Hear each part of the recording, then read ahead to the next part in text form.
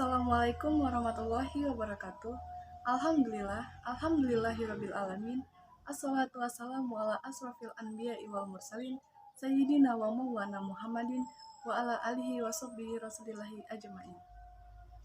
Baiklah, pada kesempatan pagi ini, saya Arsyasi Kusumaningati akan mengulas kembali materi yang telah dipelajari, yaitu mengenai ruang lingkup public speaking. Setiap orang memiliki kemampuan untuk berbicara di depan orang banyak. Namun, ketika seseorang diminta untuk tampil berbicara di depan umum, ia mengalami demam panggung. Cara penyampaiannya kurang meyakinkan, sehingga mengakibatkan persepsi audiens tidak sebagaimana yang diharapkan.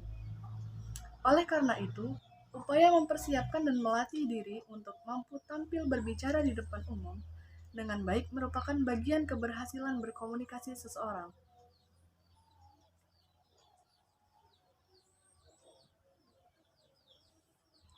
Ketika akan memulai berbicara di depan umum, baik sebagai MC, presenter, apa saja yang menuntut kita berbicara di depan umum, kita biasanya berpikir, apakah aku harus menggebu-gebu?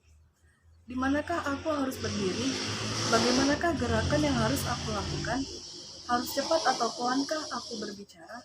Bagaimana kalau aku berbuat kesalahan? Kapan aku berhenti? Dan lain sebagainya. Pertanyaan ini muncul biasanya dari ketidakpercayaan diri.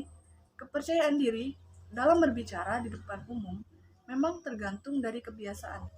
Meskipun demikian, mengetahui bagaimana kita menampilkan diri akan membantu kita memperoleh kepercayaan diri. Berbicara di depan umum menuntut pembicara menampilkan dirinya dengan baik, karena pada kesempatan itulah dirinya menjadi pusat perhatian. Pertanyaan yang kemudian muncul adalah bagaimana penampilan yang harus aku lakukan dan bagaimanakah penampilan yang baik.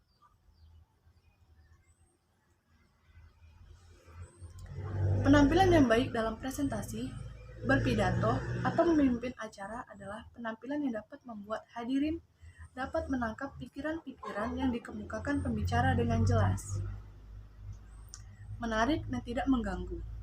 Hadirin dalam memahami apa yang disampaikan pembicara, seandainya pembicara bergumam, tidak berdiri dengan tenang, melihat keluar jendela, atau berbicara monoton, maka pastilah apa yang ingin disampaikan pembicara sulit ditangkap hadirin.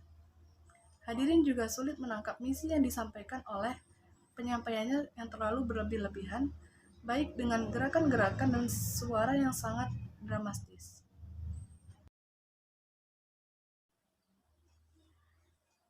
Sebagian besar hadirin akan lebih menyukai penyampaian yang mengkombinasikan antara unsur-unsur penyampaian yang formal dan yang biasa dilakukan dalam bercakap-cakap, yaitu langsung, spontan, dan antusias. Lalu ada metode penyampaian. Metode penyampaian merupakan faktor yang penting dalam presentasi, pidato, atau pembawa acara. Ada 4 cara penyampaian, yaitu yang pertama, yaitu berbicara dengan membaca naskah. Apa itu? Yaitu biasanya dilakukan dengan upacara-upacara yang sangat resmi atau karena waktu yang sangat berharga. Dengan demikian, ketepatan dari kata per kata menjadi kunci utama.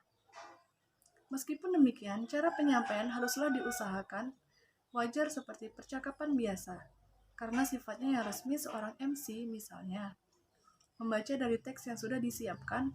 Makin resmi suatu acara, maka makin besar tuntutan seorang MC untuk ketepatan bicaranya. Lalu ada berbicara berdasarkan hafalan teks yang disiapkan. Apa itu? Yaitu dengan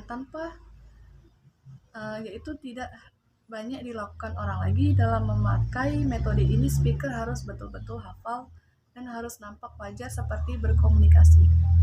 Lalu ada berbicara tanpa persiapan, yaitu berbicara dengan tanpa persiapan biasanya dilakukan dalam pertemuan bisnis, menjawab pertanyaan, dan lain-lain. Kelemahan metode ini adalah dalam masalah strukturnya, karena mengorganisasi apa yang diucapkan dalam waktu yang mendesak memang cukup sulit. Lalu berbicara dengan catatan pokok pembicaraan. Berbicara dengan catatan kecil, outline atau pokok-pokok pembicara saja, memberikan kondisi yang komunikatif Memang terlihat sulit, tetapi metode ini adalah metode yang paling mudah dalam menciptakan output yang baik. Dalam metode ini memungkinkan kita mengorganisasikan pikiran kita, menciptakan suasana yang lebih formal, dapat beradaptasi dengan keadaan dan tidak kaku. Lalu ada ekspresi suara. Setiap orang memiliki karakter suara yang berbeda-beda dan masing-masing memberi keunikannya sendiri-sendiri. Meskipun pembicara memiliki ciri-ciri khasnya, ada kriteria umum yang disukai orang dan menarik. Jadi dapat dikatakan bahwa salah satu aspek dari keberhasilan berbicara di depan umum adalah suara kita. Ekspresi suara harus diperhatikan oleh pembicara adalah yang pertama, itu ada volume. Pada masa sekarang ini, loudspeaker sangat membantu penampilan suara kita sehingga kita tidak terlalu sulit menyesuaikan suara kita. Lalu intonasi, yaitu mengutarakan apa yang ada dalam pikiran kita, tidak hanya memperhatikan kata-kata yang meluncur dari mulut kita saja. Intonasi adalah faktor yang sangat penting dalam menjalin komunikasi dengan hadirin. Dari intonasi inilah pembicara akan nampak kaku, tidak percaya diri, sombong, malas, dan seperti anak-anak, senang, bosan, dinamis, menyenangkan, dan lain sebagainya. Lalu ritme atau tempo bicara. Kecepatan berbicara seseorang merupakan hal yang penting dalam berpidato. Agar efektif, pembicara haruslah menyesuaikan ritme berbicaranya dengan hadirin. Suasana yang ingin diciptakan dan kata-kata yang ingin ditekankan dan materi yang ingin disampaikan. Lalu ada pause. Meskipun pause atau berhenti ketika berbicara tidak nampak penting, tetapi faktor ini yang dapat memberikan kesan mampu dan tidaknya seseorang berbicara. Tidak ada orang yang berbicara tanpa berhenti.